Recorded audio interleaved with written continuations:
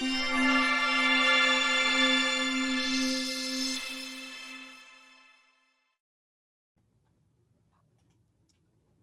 everybody. Thank you for joining us at today's program, presented as part of the Wignall Museum's Home Edition, a series of curated artist talks, workshops, and discussions featuring artists and cultural workers.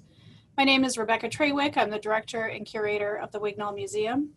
The Wignall Museum is a teaching museum and interdisciplinary art space that introduces Chaffey College students, faculty, staff, and community members to innovative contemporary art objects and ideas.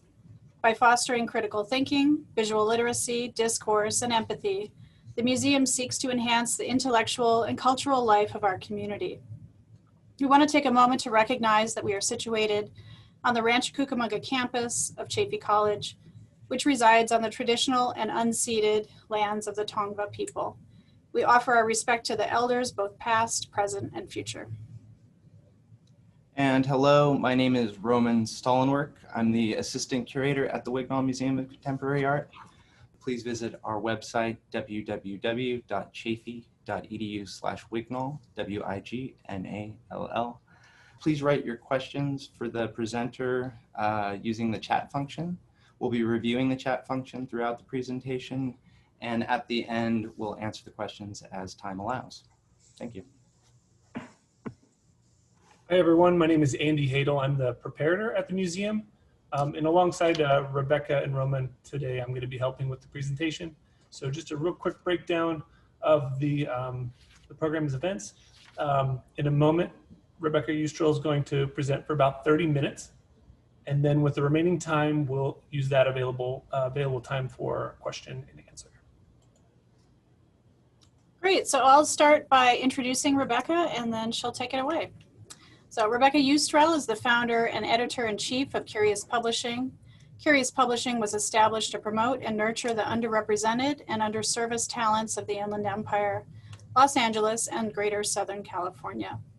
Through her experience in coordinating the Claremont Art Walk pop-up gallery from 2016 to 2018, she decided to highlight the many talents in her first indie publication, Curious Magazine, in September 2018. Since then, Curious has published a new edition of Curious every quarter with a new theme each issue, focusing on topics of social justice, aesthetics, and beyond. In addition to Curious Magazine, Curious Publishing also publishes a biannual lifestyle and cultural journal entitled Abim. Curious also acts as a consultant and publisher for independent artist publications for artists throughout Southern California. Ustrell's movement in the arts extends through several collaborations in the Inland Empire. She sits on the board of the Artlands, as well as serves as volunteer special events coordinator for the arts area. These projects are all in addition to her solo career as a visual artist and creative writer. It is our honor to welcome Rebecca Ustrell today. So please join me in welcoming her. Thank you so much for that introduction. I'm really happy to be presenting today. I've been a student at Chaffey off and on for quite a while now. I've been living on my own since after high school and been building my career in publishing as an independent artist and still working towards a degree. So it feels really good to be presenting to my peers and just all around interested folks for the company. So I'm excited to present to you today. Whenever you want to start the presentation, Roman, thank you. Okay, so over on the right is a self-portrait that I did a year back. In addition to being the founder and editor-in-chief of Curious Publishing, I am also an illustrator and a short story and poet writer. That kind of is what, of course, gave my initial interest in the arts in general, but also I've been collecting art publications since as far back as I can remember. If you're interested after the presentation, since it will focus mainly on my publishing company, you can go to my personal website, RebeccaUstrell.com, to see some of my solo work and upcoming projects and updates on there. Next slide. As I said before, and as they introduced me as, I have been an art show curator for a few years now. My background in that started in Claremont initially with the Claremont Village Marketing Group doing their pop-up gallery, which happened monthly on the first Saturdays. So my first experience with meeting a high volume of artists at once and also representing them was in that capacity. After my volunteer period of time was up, I started volunteering with the arts area and developing their pop-up gallery, which was quarterly rather than monthly. So we did that up until COVID, of course, since that was an in-person event, and we haven't resumed that quite yet. And that was just a small part of the greater art walks that take place in Claremont and Ontario. So in that role, that's where I initially met a lot of the artists that I actually still work with today. Prior to that, I did have nonprofit sector experience in fundraising, and I worked with foster youth all over the Inland Empire. And my main job there was cultivating donors, doing a little bit of grant writing, and also just coordinating little events here and there for fundraising purposes. So the nonprofit aspect of my company really stems from me having a good understanding of how a nonprofit works, having a company that is geared more towards community rather than the bottom line profit was really important to me and always has been in my career experience. So that's where that experience comes from. My personal work, there's actually a photo over to the right. It's a promo photo for this tarot deck that I'm working on. It's called the Social Justice Tarot Deck. Kind of in the bottom area, you'll see a couple of illustrations that are based on the original Rider tarot deck. So that's what that is. There's more information about that on my website. And other than that art project that I'm working on, my artwork does heavily focus on human sexuality and societal trends. My major is actually in sociology, so that's where that kind of ties in with my interest of trending groups, kind of studying groups and what their interests are and how that all affects a society in general. I'm also a commissioned illustrator. I have experience in being a private tutor. So I've worked with students in the Claremont community as a private tutor at their home for drawing. And of course, my main focus right now and this point of my career is being the editor-in-chief of Curious Publishing. Next slide. So Curious Publishing is a nonprofit art book publishing company, meaning we have our titles that are called Curious, but we also publish many other art books from solo artists, and also our we have new titles that roll in year round, and we work on those project proposals with the artists directly. We're based in Upland, California right now, but since it is an online company and I do move around, we were previously based in Pomona. So that's where we grew most of our following, was out of Pomona. Although we do serve the greater Inland Empire first before we branch out into other zones. We're 100% artist owned and operated. And there's a website, curiouspublishing.org, for your future reference to see the goings on of our company. Here's a introduction. Of course, I would have loved to have them here in the room with me to introduce themselves, but our staff is 100% volunteer based. And actually, we have a couple of current and former Chafee students that are on our editing staff. So there's myself, who is currently taking classes on and off at Chafee, and I act as the editor-in-chief, which means that I curate the overall themes and make those final decisions before going to print. I also act as the designer for a lot of our publications. Eduardo Galvez, who's currently at Cal State Long Beach, he is starting special initiative projects under our publishing company. And Nicholas, who I believe is actually on in our meeting right now, so thanks Nick for attending and watching this. He's our lead designer. He designs the little aspects of our publication, like digital illustrations, layout ideas, and all of our merch. Haley is a freelance artist, and she's our photographer. Jessica Spindler is a current art history student. I believe she still is at Chafee. I'm not sure about this coming semester. And then Brianna, who is a friend of Eduardo at Cal State Long Beach. She's our brand new assistant editor. She's our first regularly paid employee, which is a huge milestone for our company, since we recently got the following capital to start paying out our staff. So our biggest titles would be Curious Magazine, that's quarterly. Today is actually the launch of the women's issue, so that just got published online. It's our biggest issue yet. We actually had, I want to say, 116 submissions, which is about double, I want to say almost triple, a little over double the amount of submissions we usually get. So that was extremely exciting for me to see all of the submissions come in. And we published our largest volume. It's a 250-page volume book. So you typically, our books would be around, I want to say 90 pages, 90 to 120 pages. So this is significantly larger.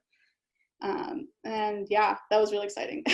So take a look for that release, which is available online right now, and also in print. That's going to ship out next week. And Abby Magazine, that was a title that was actually in print in Pomona, and I met the person that started that magazine. She actually was also a Chafee student, and she just stopped, simply stopped printing the magazine, and I was really interested in keeping up that lifestyle magazine, and I thought it would be a great way of highlighting things that don't necessarily fit into the themes of Curious. So Abbeam is biannual, and this upcoming issue is coming out in October.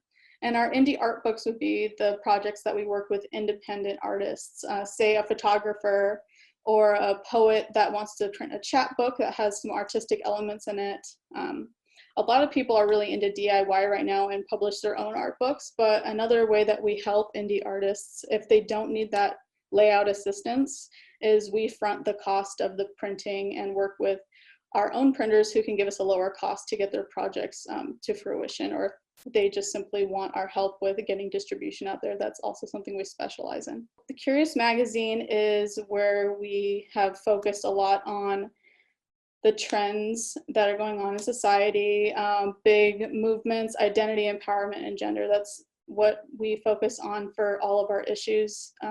This was a recent initiative that I thought was really important, just with the changing climate politically and all the protests. It just seemed irresponsible to not focus on something that is really, happening out there, something that artists obviously are in touch with, something that I wanted to get artists' perspective on movements going on.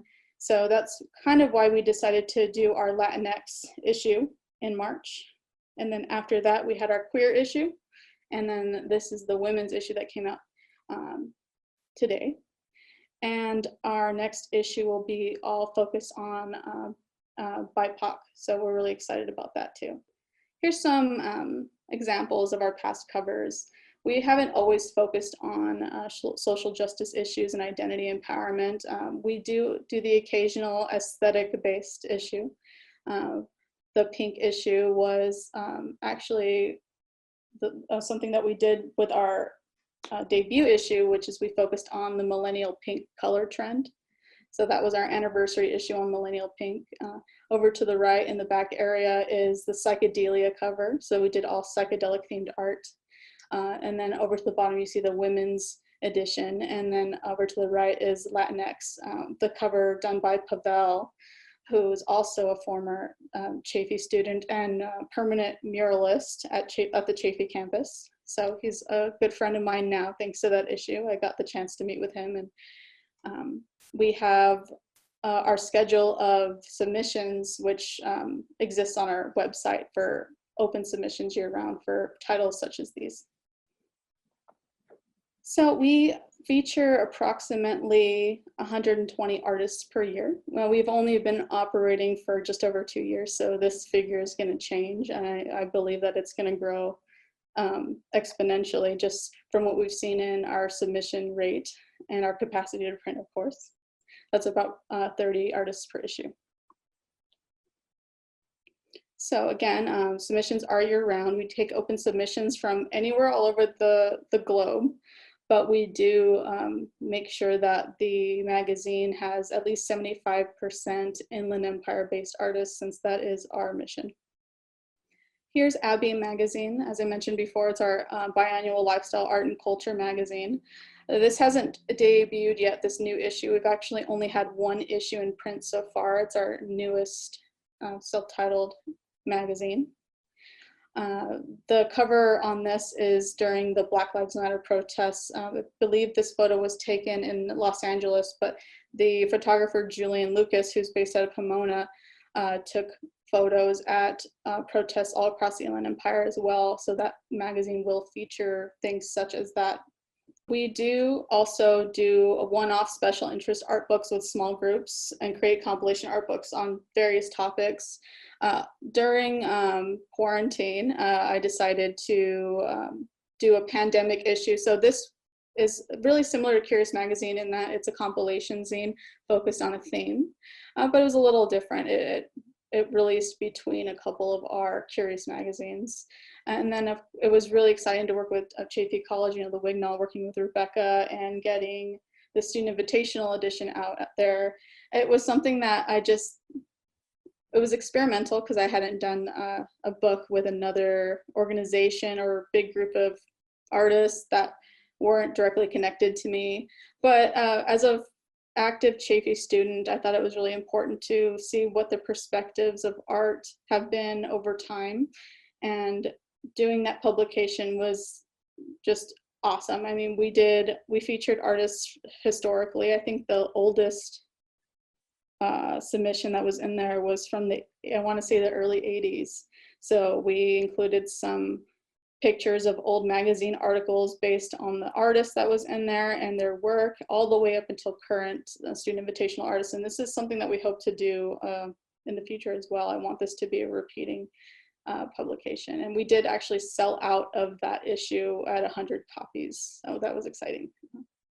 Right now, since we have gained quite a following and a little extra capital, which is really exciting for a business that started with $0 and just an idea, it's our absolute mission to start getting artists paid. So we want to start providing more paid opportunities for artists that are in our network. Our first initiative, of course, was with the art books, which has been extremely successful, but we're also open to suggestions and collaboration that do get artists paid.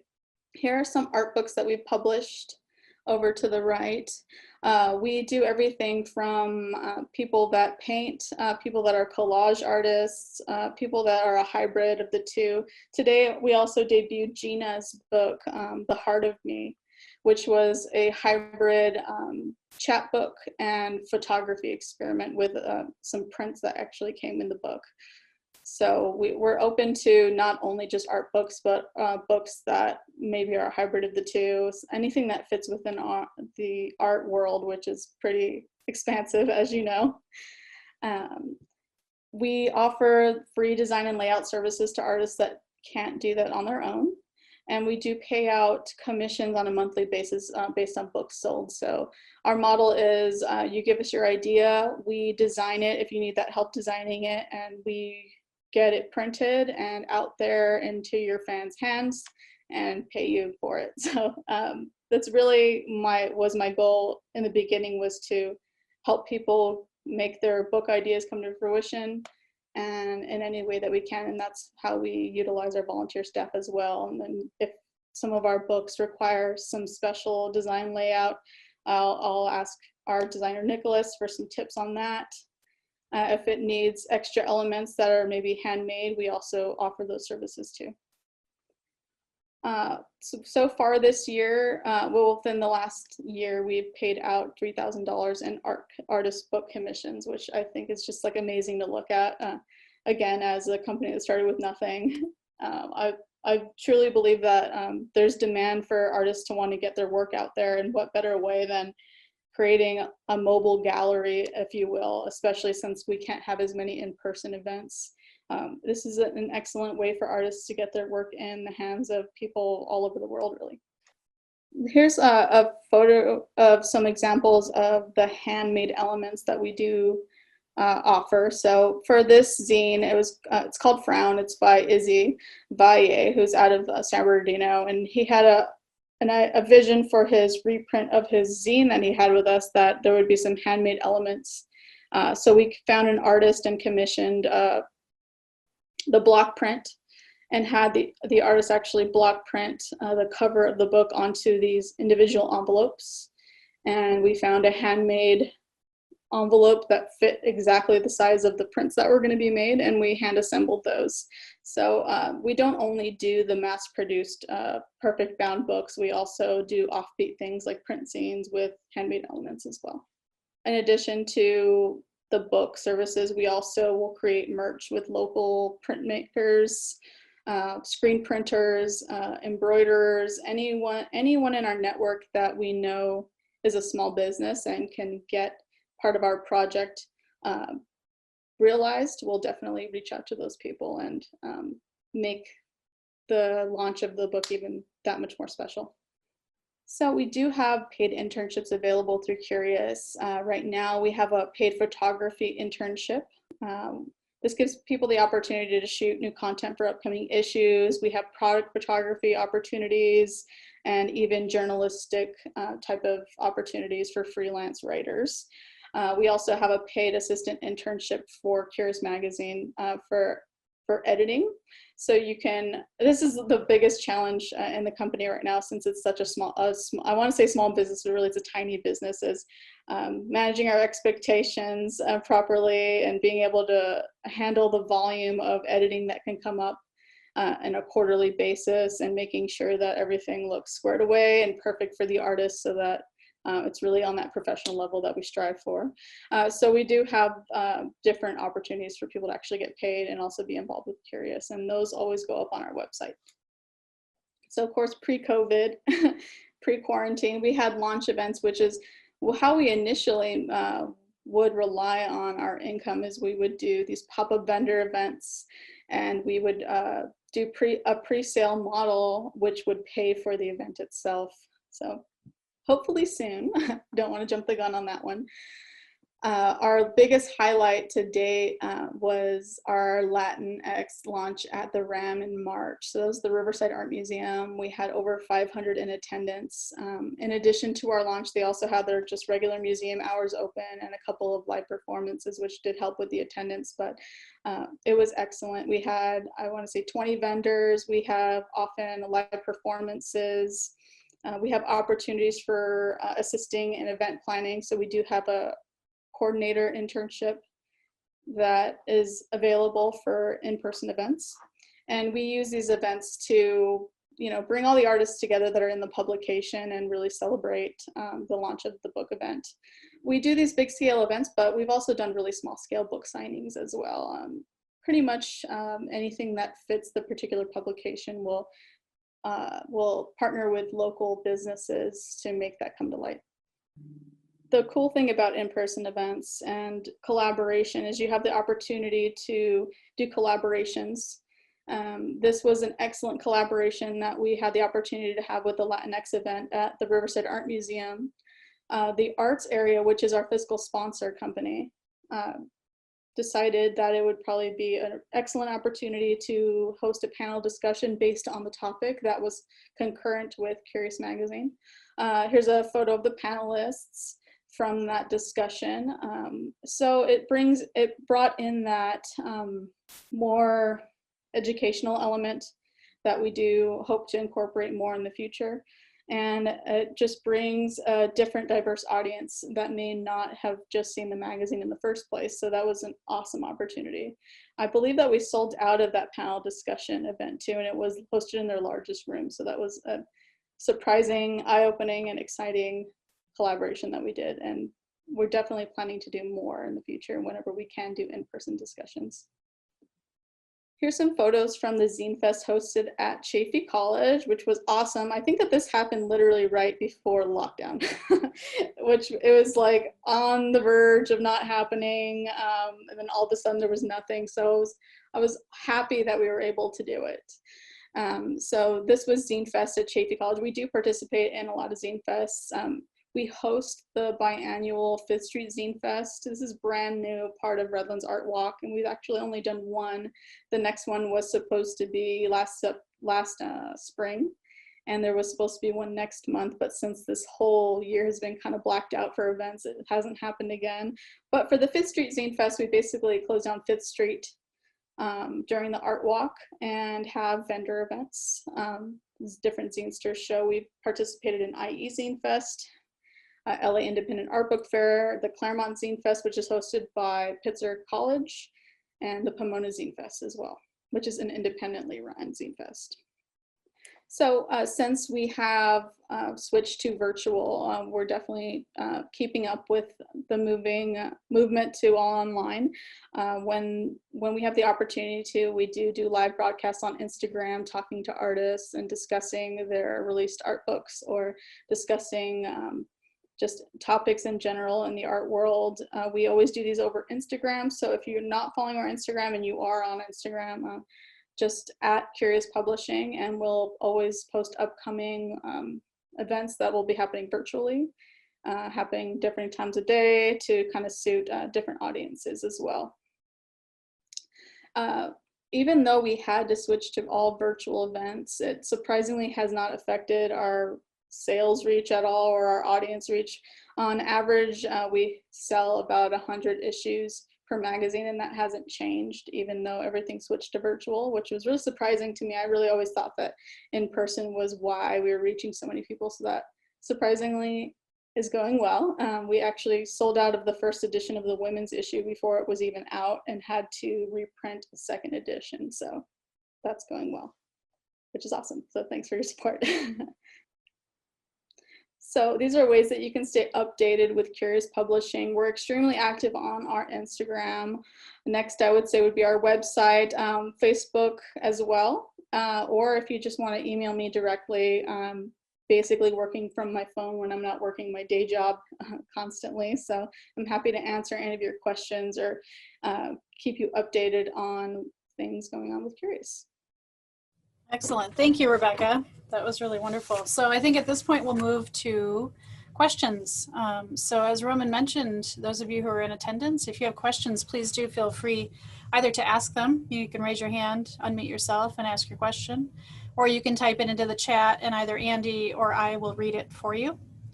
And I think we also have a few questions already. Andy, if you want to kick that off. Yeah, hi, Rebecca, thank you. That was really incredible work that you're doing with Curious Publishing. I mean, just everyone, all artists and small businesses in the Inland Empire, it's really incredible. And you did it from the ground up, which is really, really, really great. So my question kind of follows that. I'm thinking, do you have any advice for young artists who are trying to find their way in the art market, or just finding their place in the art world just in general? Sure. I think first I'd say is to really try and not be afraid to put your real self out there, and just trust that there is a ton of people that will be like-minded, and even if they're not like-minded, will be really into your mind. Will want to know why you create what you're creating. I do highly recommend moving to smaller versions of displaying work, such as a zine or a postcard, or Instagram works, of course, but that physical element I think is really important still. And just finding economical, affordable ways to get yourself out there.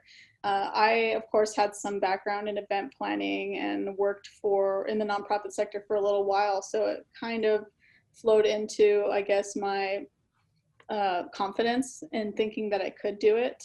But it really just stemmed from me just in my head knowing, well, if I love this so much, then there's got to be people out there that want to know about it too. Because of course, when I started a company that was print-based, I got a lot of eyebrow raises. Like, well, why the hell are you doing a print magazine when even some of the biggest magazines have transitioned online? And I think the answer simply is that, yeah, it's a magazine, but it's also a collection of artwork.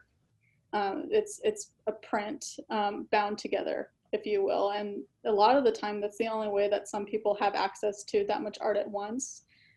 Consider it like a mobile gallery. So I think as artists inherently are creative, and you just kind of have to harness that energy that you have with your own work and want other people to see it. And if you don't want other people to see it, then you're probably not watching this. or you're trying to get the confidence too, but really it's just all about having a little bit of balls. I don't know. Taking a risk and trusting yourself. So I have a question. I know 2020 has been a challenge, right? For a huge host of reasons, COVID among many. For so many of us, I know you yourself have experienced additional challenges personally and professionally in your own life, which you don't necessarily have to share about, but I just wonder how 2020, how COVID, how this year has affected your work, affected your vision for the future, both of Curious Publishing and your own professional practice as well. Sure. So pretty much like in the beginning of the year is when all of the lockdown stuff started to happen, right? It was in March. So we weren't really much into the year, especially after the holidays. I do work in retail, so we were still coming off of that exhaustion from doing holiday stuff. And I had this big issue planned with Latinx, and we did get to do that event. It was actually also right before everything was shut down. So luckily it didn't affect that, but when I had to start canceling smaller book launches and considering that I would have to not have a launch event, it scared like the crap out of me. I was just like, I don't get it. Like, this was my format. In-person stuff was my format. So it took obviously psychologically, it was devastating. I honestly was like, I don't understand how I'm going to be able to even print another magazine if I can't have that in-person reach. I don't understand much. Like, I did have an online store, but I wasn't shipping hundreds of packages at a time. So the volume aspect was scary to me. And then, you know, I'm totally willing to talk about the house fire that happened at my house in June, which was accidental. I was living with a couple of artist friends, and we lived in one of those really old houses in Lincoln Park in Pomona, and there was a fire, and it totally destroyed our personal belongings, injured one of my roommates, and of course, I'm a small business, like all of Curious Publishing's property was burned to the ground. The stuff that was salvageable, it wasn't really salvageable because it was either wet or covered in soot. And that's, I think I estimated around like a $5,000 retail value and a just over $1,700 print value of our items, which were just totally gone. So we had to totally just close our store for a whole month, and we lost money, of course. But I think that I kind of, I mean, I know I have a supportive community, but I think I underestimated how supportive that they would be. And we immediately started getting donations on our GoFundMe, which put me back on my feet personally. And then we had a separate GoFundMe that was for Curious Publishing. Our printer, Spin Print out in Lake Forest that we work with, totally replenished our books without charging us, which was just huge. It was hundreds of books. They really did not have to do that, but I just simply emailed them and said, everything burned down, I'm safe, and I need to reorder my books. Because I did have a little bit of money that was donated, which I could use to get the store back up and running, but they did it with no questions asked. And we also had the auction, which was donated artwork, and people could bid online, and we made probably, after the auction and after all the donations, we were able to replenish everything that we lost within a matter of 2 months, which was a huge turnaround. You know, I even landed on my feet personally and was able to find a home with an artist friend, you know, and colleague, like really local too. I only moved from Pomona to Upland. So all of the community that I gained through Curious Publishing is the only reason why I have a roof over my head and my company didn't totally fail after the fire. So of course, those things are traumatic, you know, personally for me. I almost totally stopped my personal artwork after that because all of that original artwork did get destroyed as well. So that's been hard to deal with, just not having those those cherished drawings that you spent all this time on, but it also has taught me of such a valuable lesson of just not holding on to things so preciously and really seizing the moment, and also just being well prepared and switching to digital. I mean, like, we have all our files for our Curious that survived because I happened to save my computer and my external hard drive. That's basically all I ran out of the house with, was my phone, my purse, my passport, and my computer. And that's why Curious is probably doing okay, other than the support that I got. So hopefully that answers your question. What an amazing example of mutual aid and, a community coming to the aid of someone who's really important to them. So I'm so sorry you went through that, but it's a beautiful story in the end. Thank you for sharing that. Of course. So I had a question too about your own personal work. I know you didn't, that wasn't the focus today, but I think we saw little hints of it in your presentation, right?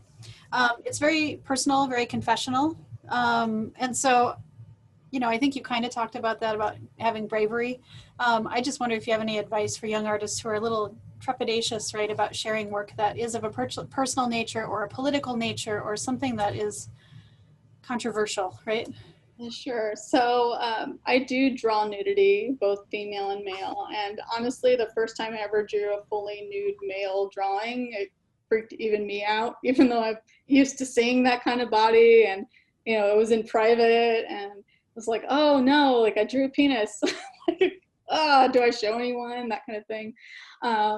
So I think being nervous about sharing the body or sharing deep thoughts, that's totally healthy and normal.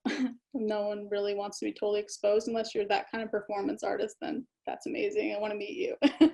But even I don't really love putting myself out there, but it's just important to me to give little peeks into my identity, because it's really what drives my art. And I think that just trusting in yourself and making sure that you're not exposing a part of yourself you're not comfortable with, and trusting that other people do have empathy and want to relate, and just knowing that there are allies out there and there's the right community. There's an audience for almost any type of art, I believe, and it's just a matter of finding that community and thriving in it.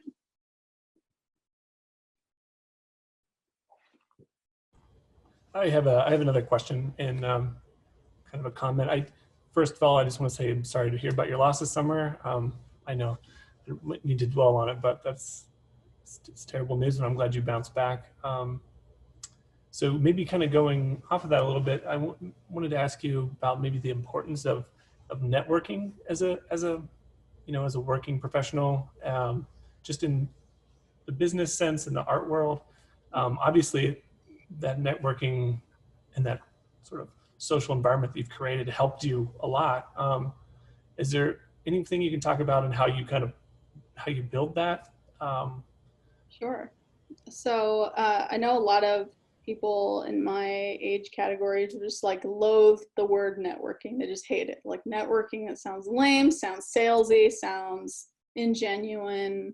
You don't have to call it networking, just call it building a community. It's the same thing, whether you're in sales or you're in the art sector.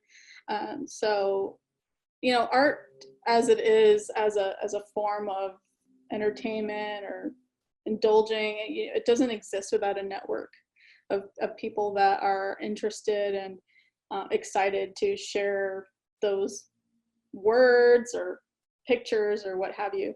So as an artist, I really don't think that, like, without my, I don't really know how to put it. So, obviously my friends were my first patrons, so I do want to put that out that that's totally normal.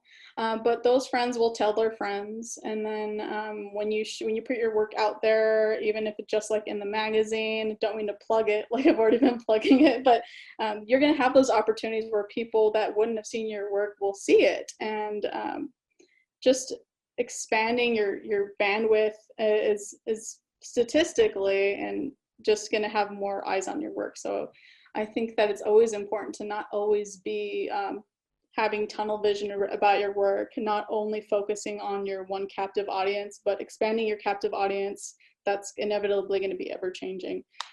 So good ways to network. I think right now Instagram is the hugest way for artists to network. Just reposting, commenting on things, collaborating in group projects is huge. Group shows, even if they're just virtual right now. Applying to different compilation magazines other than Curious, there's a ton of opportunities out there. And then also just keeping an open line of communication to your allies, and just being if that's your personality, being the kind of person that can take feedback and collaborate and make bigger ideas come to fruition. Because even though I do take a lot on with Curious, it wouldn't be happening if I didn't have my crew, my networking crew. Great. Louis, do you have a question? There you go. More like statements and one second. I just want to talk about what she talked about. She said so many beautiful things. She said so many beautiful things like small business owner, and I mean, not like I wrote it down, but I think it's amazing what she does.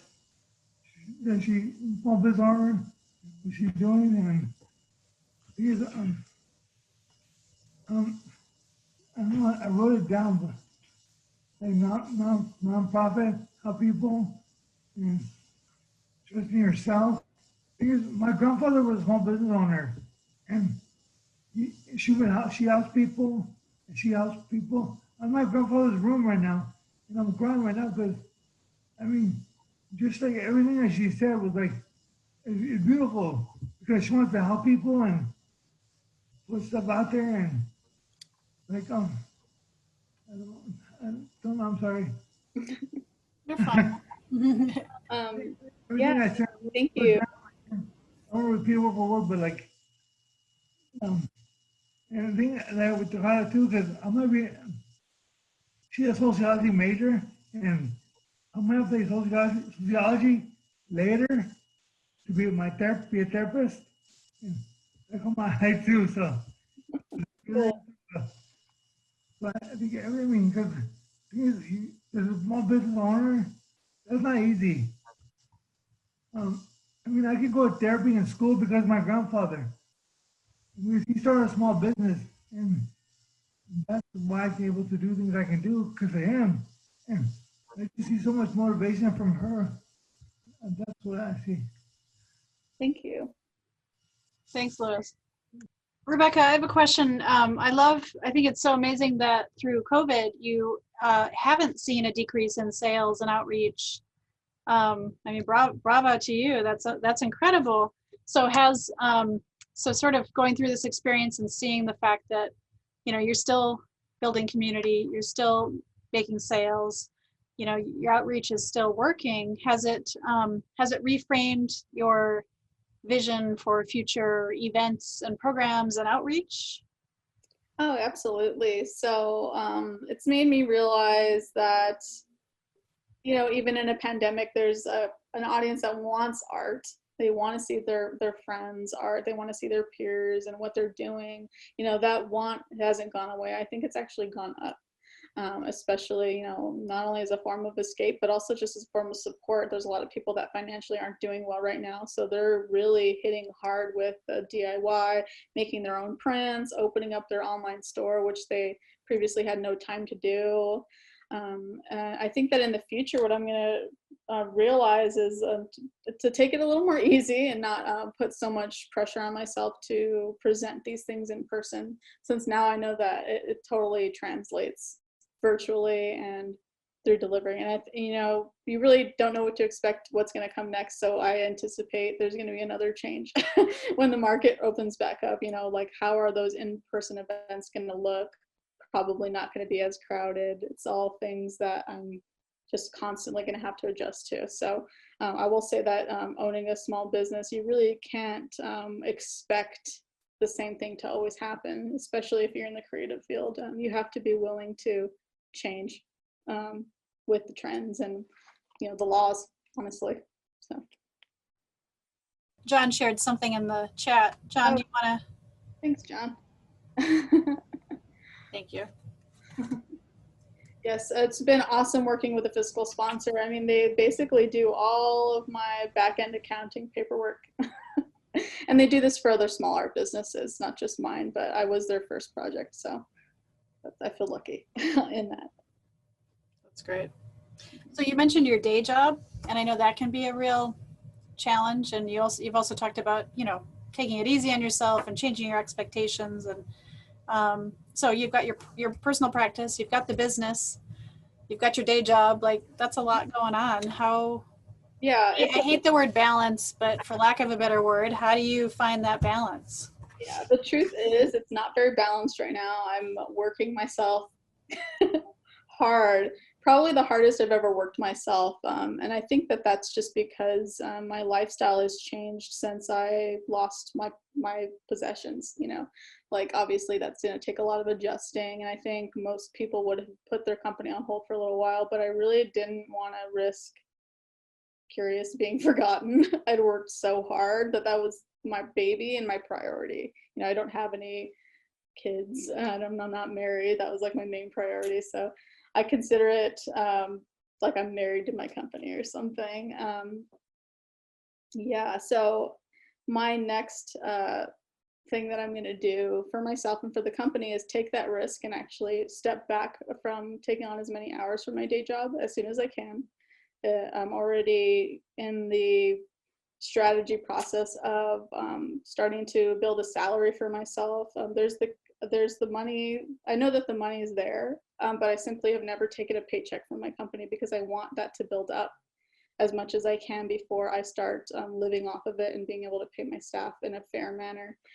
So I'm hoping as soon as next year, Curious will be not only my nonprofit book company, but also my career. So it's scary, you have to take that risk and just trust that the sales will keep coming and that you'll still be interested in this work, even though you're doing more hours of it.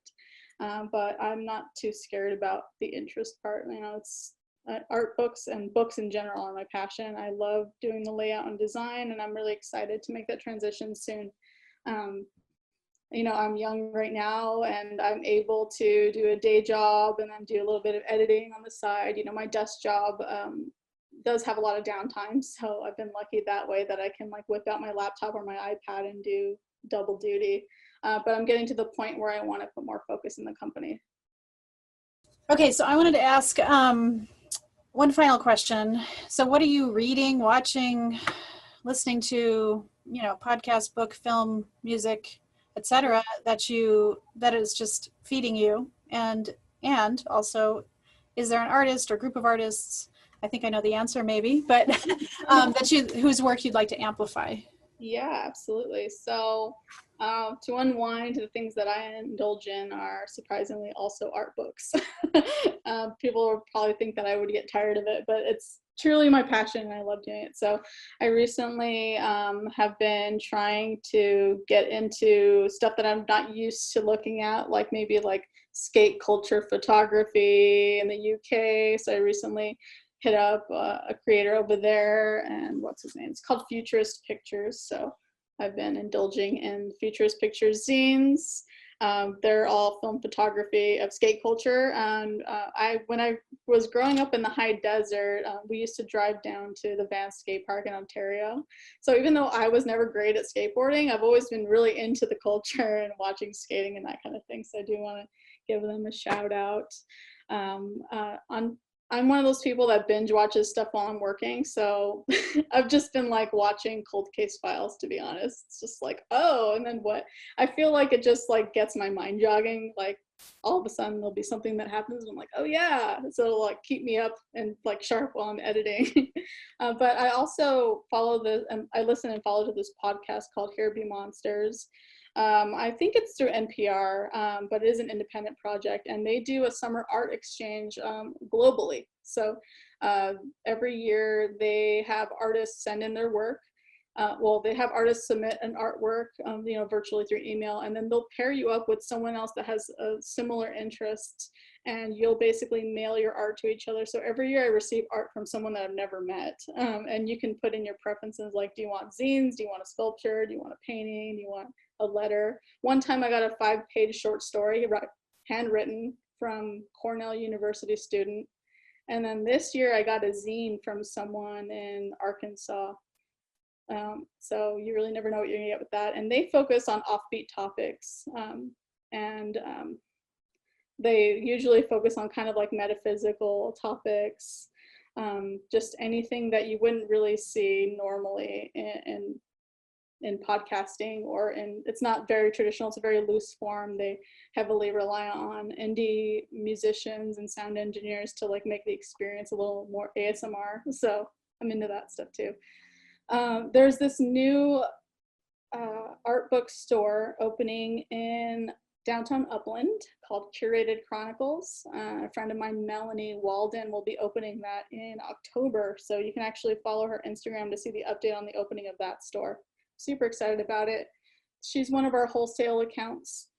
So she's definitely familiar with our work. She'll be carrying our stuff, and she's totally refurbished this building and has murals being installed right now. So I'm really excited about that store.